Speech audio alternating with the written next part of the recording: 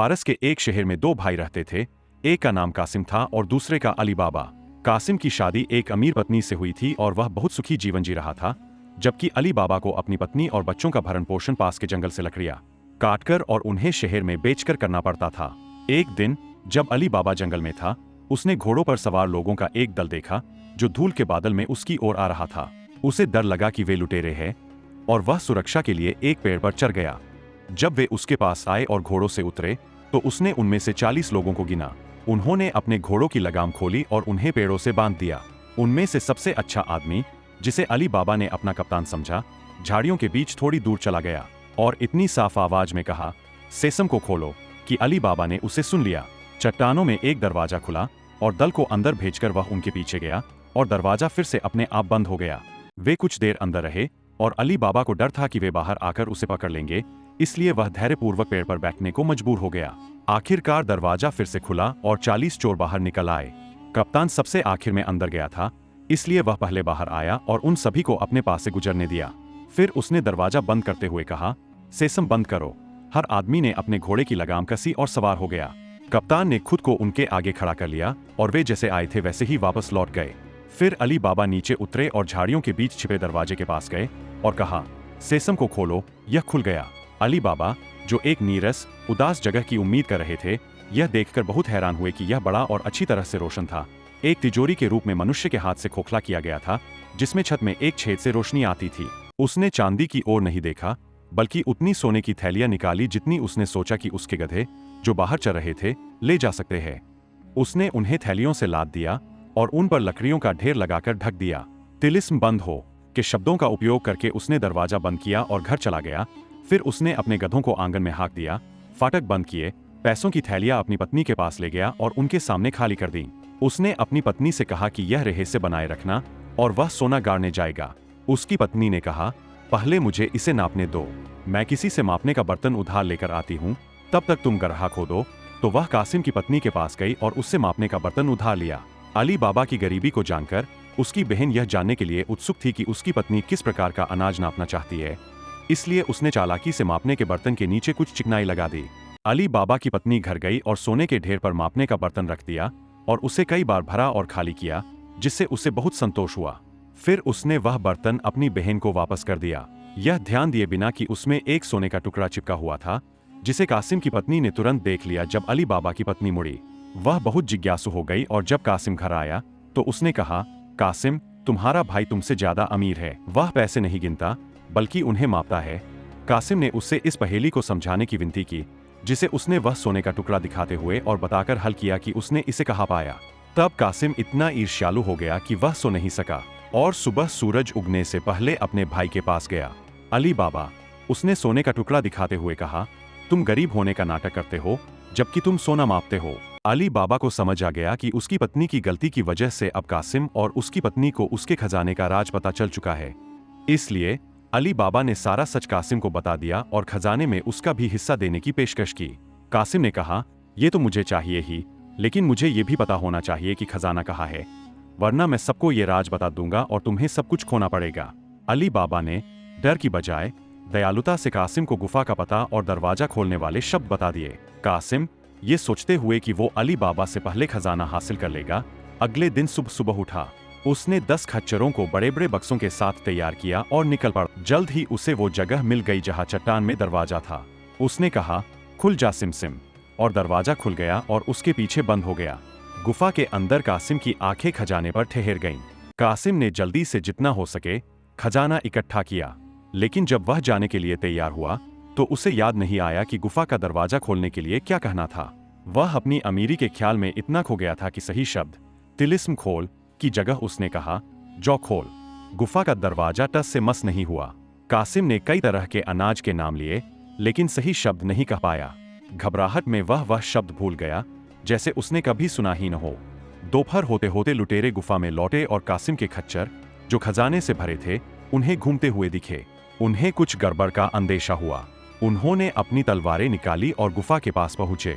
उनके सरदार ने कहा, तिलिस्म खोल, और दरवाजा खुल गया। कासिम ने घोड़ों की टापों की आवाज सुनी। वह समझ गया कि कुछ अनहोनी होने वाली है।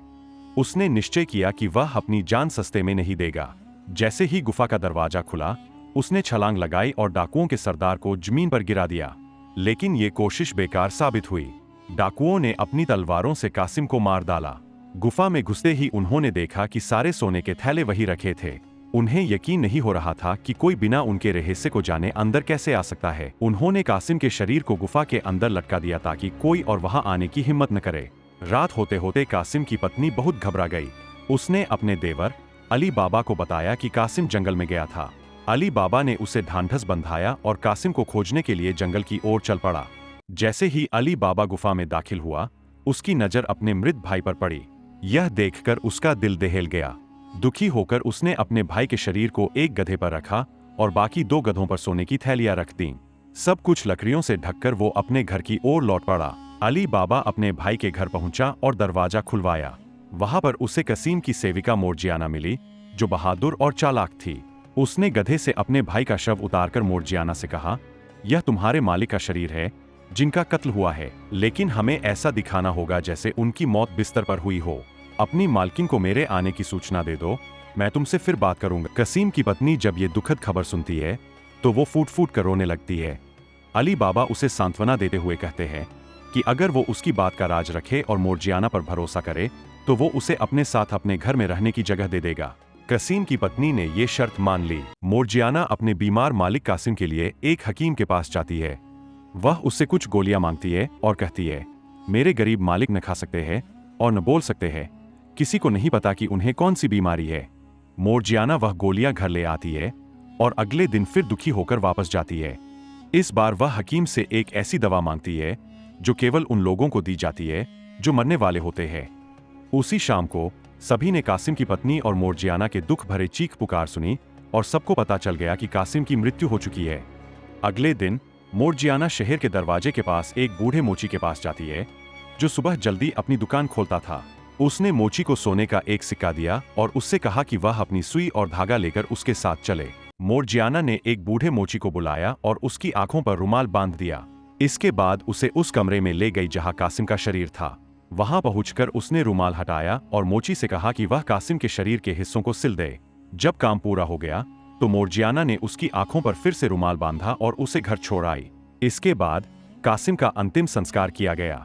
मोर्जियाना ने कासिम के कब्र तक उसका पीछा किया और रोते हुए बाल नोचती रही। वहीं कासिम की पत्नी घर पर रहकर शोक मना रही थी। अगले दिन वह अली बाबा के घर रहने चली गई और अली बाबा ने कासिम की दुकान अपने बड़े बेटे को दे दी। दूसरी ओर जब 40 चोर वापस अपने गुफा में आए तो वे यह देखकर हैरान रह गए कि कासिम का शरीर वहां से गायब था और उनके कुछ पैसे भी चोरी हो चुके थे। हम निश्चित रूप से पकड़े जा चुके हैं और अगर हम यह नहीं पता लगा पाए कि हमारा राज कौन जानता है तो हमारी तबाही तय है। यह राज 2 लोगों को पता था, हमने एक को मार डाला है, अब हमें दूसरे को खोज निकालना होगा। इस काम के लिए तुम में से एक को, जो बहादुर और चतुर हो, एक यात्री के रूप में शहर में भेजना होगा और पता करना होगा कि हमने किसे मारा था और लोग उसकी अजीब मौत के बारे में क्या बात कर रहे हैं। अगर संदेशवाहक असफल होता है तो उसे अपनी जान गंवानी पड़ेगी, नहीं तो हम धोखा खा जाएंगे। एक चोर उठता है और यह करने की पेशकश करता है। बाकी चोर उसकी बहादुरी की प्रशंसा करते हैं। चोर ने खुद को एक यात्री के भेष में बदल लिया और सुबह सुबह बाबा मुस्तफा की दुकान के पास शहर में दाखिल हुआ। चोर एक बूढ़े मोची के पास गया और उससे बोला, अरे ईमानदार आदमी, तुम इस उम्र में कैसे सिलाई कर पा रहे हो? मोची मुस्कुराते हुए बोला, भले ही मैं बूढ़ा हूं, लेकिन मेरी आंखें बहुत तेज है। यकीन मानो, मैंने एक बार एक लाश को भी अंधेरे में सिल दिया था जहां रोशनी इससे भी कम थी। ये सुनकर चोर बहुत खुश हुआ और मोची को एक सोने का सिक्का दिया। फिर उसने मोची से उस जगह का पता पूछ लिया जहां उसने लाश की सिलाई की थी। पहले तो मुस्तफा ने मना कर दिया और कहा कि उसे आंखों पर पट्टी बांधकर ले जाया गया था, लेकिन जब चोर ने उसे एक और सोने का सिक्का दिया तो मुस्तफा सोच में पड़ गया कि शायद वो याद कर पाए कि रास्ते में कहाँ मुड़े थे, अगर उसे फिर से आंखों पर पट्टी बांधी जाए। डाकू ने बाबा मुस्तफा की मदद से एक गहरे राज का पता लगाया। डाकू ने बाबा मुस्तफा की मदद से अली बाबा के भाई कसीम के घर के पास एक चौक से निशान लगा दिया।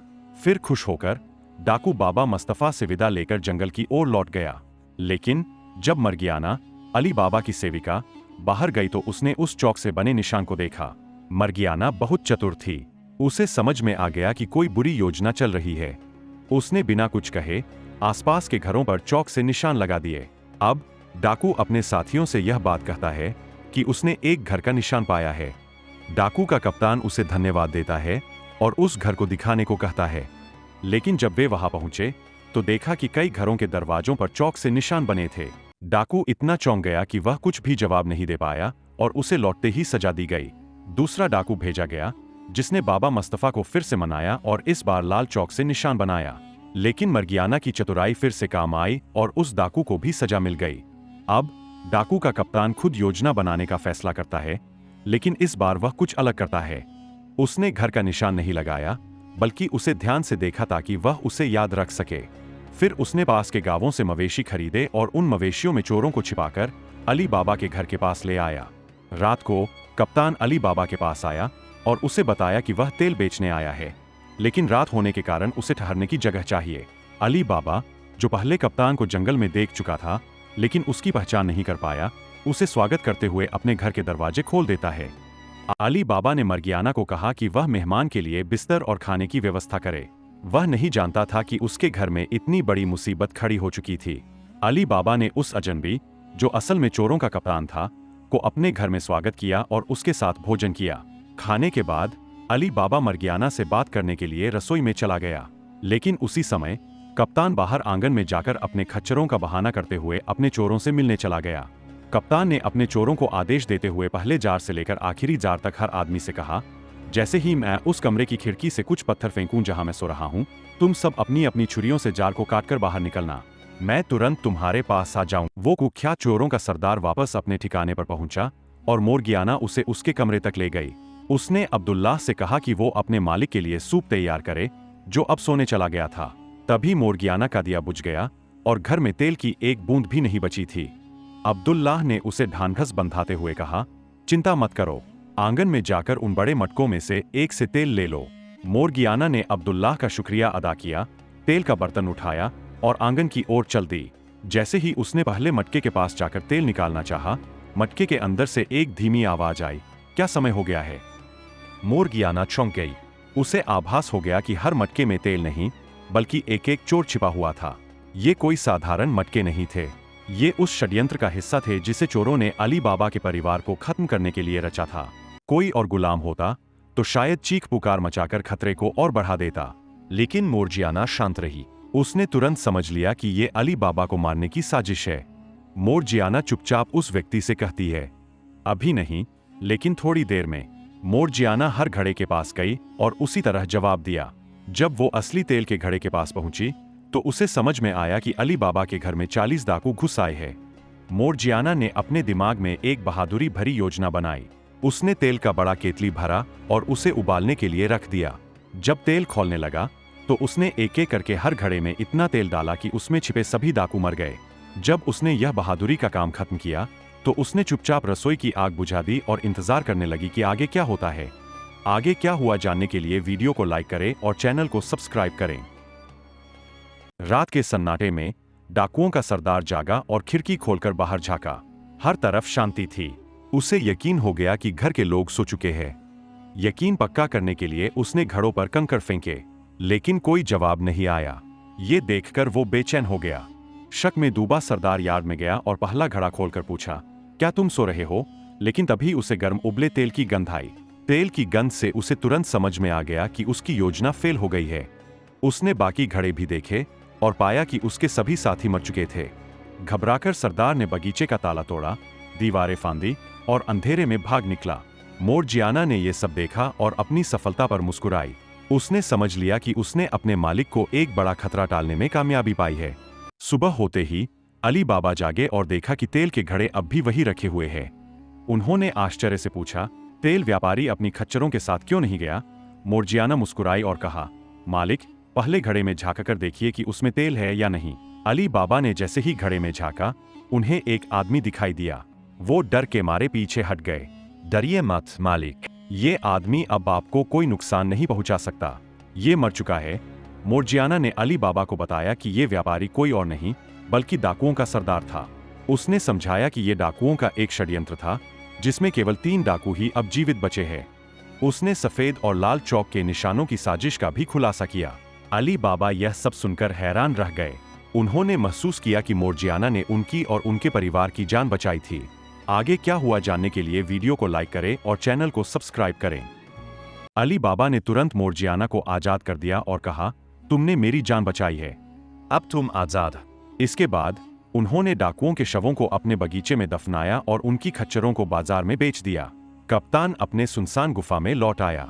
वह गुफा, जो पहले उसका ठिकाना थी, अब उसके खोए साथियों के बिना डरावनी लग रही थी। उसने ठान लिया था, अली बाबा को खत्म कर अपने साथियों का बदला लेना है। वह ध्यान से तैयार हुआ और शहर चला गया। वहां उसने एक सराय में ठिकाना बनाया। उसने जंगल के कई चक्कर लगाए और बहुमूल्य सामान चुराकर अली बाबा के बेटे की दुकान के सामने अपनी दुकान खोल ली। अब वह खुद को कोजिया हसन कहता था। अपनी सज्जनता और अच्छे पहनावे की वजह से वह अली बाबा के बेटे से दोस्ती करने में सफल रहा। जल्द ही वह अली बाबा से भी मिलने लगा और उसे बार बार अपने घर खाने का न्योता देने लगा। अली बाबा उसकी कृपा लौटाना चाहता था। एक दिन उसने कप्तान को अपने घर आमंत्रित किया। जब कप्तान जाने को तैयार हुआ तो अली बाबा ने कहा, अरे इतनी जल्दी क्यों, आज मेरे साथ खाना खाइए। कप्तान ने मना किया और कहा, मैं ऐसा खाना नहीं खा सकता जिसमें नमक हो। अली बाबा ने तुरंत अपनी नौकरानी मरजाना से कहा, आज के खाने में कोई नमक नहीं डालना। लेकिन मरजाना को शक हुआ। उसने कहा, ऐसा कौन आदमी है जो नमक नहीं खाता? जब उसने कप्तान को देखा तो उसकी नजर कप्तान के कपड़ों के नीचे छुपे खंजर पर पड़ी। मरजाना समझ गई कि यह वही डाकुओं का सरदार है जो अली बाबा को मारने की योजना बना रहा है। उसने मन ही मन कहा, मैं इसके इरादों को सफल नहीं होने दूंगी। मोर्जियाना ने अपने साहसिक कदम की योजना बनाई। जब खाने के बाद कोजिया हसन को अकेला छोड़ा गया, वह अली बाबा और उनके बेटे को नशे में धुत कर मारने की सोच रहा था। लेकिन मोर्जियाना ने अपनी चाल चली। मोर्जियाना ने अब्दुल्ला से कहा, तुम ताबोर बजाओ और हम अपने मालिक और उनके मेहमान को मनोरंजन देंगे। अब्दुल्ला ने ताबोर बजाना शुरू किया और मोर्जियाना ने नृत्य करना शुरू किया। मोर्जियाना ने नृत्य करते हुए चाकू को अपनी छाती और फिर अली बाबा की ओर इशारा किया, जैसे यह नृत्य का हिस्सा हो। अचानक वह सांस रोकते हुए अब्दुल्ला से ताबोर छीन लेती है और उसे अपने मालिक के पास बढ़ा देती है। कोजिया हसन मोर्जियाना से उपहार देने के लिए बटुआ निकालता है, लेकिन जैसे ही वह हाथ डालता है, मोर्जियाना ने उस चाकू को उसकी छाती में घुमा दिया। अरे मोर्जियाना, तुमने क्या कर दिया? हमारी बर्बादी कर दी। मोर्जियाना ने शांत स्वर में उत्तर दिया, यह आपकी सुरक्षा के लिए था, न कि बर्बादी के लिए। देखिए, ये रहे आपके मेहमान का असली चेहरा। वह न केवल तेल व्यापारी था, बल्कि 40 डाकुओं का सरदार भी था। अली बाबा मोर्जियाना की बहादुरी से बहुत प्रभावित हुए और उसे अपने बेटे से विवाह का प्रस्ताव दिया। बेटे ने खुशी से स्वीकार कर लिया और कुछ ही दिनों में उनकी शादी धूमधाम से हुई। 1 साल बाद अली बाबा ने सोचा कि डाकू मर चुके होंगे और उसने गुफा में फिर से जाकर सोने का खजाना लिया। गुफा में कोई भी नहीं था और अली बाबा ने जितना सोना उठाया वह लेकर घर वापस आ गए। उसने यह रहस्य अपने बेटे को बताया और उसकी संतानें भी इस रहस्य को आगे बढ़ाते हुए अपनी पूरी जिंदगी भर संपत्ति से संपन्न रहीं। ऐसी और कहानियों के लिए चैनल को सब्सक्राइब करें।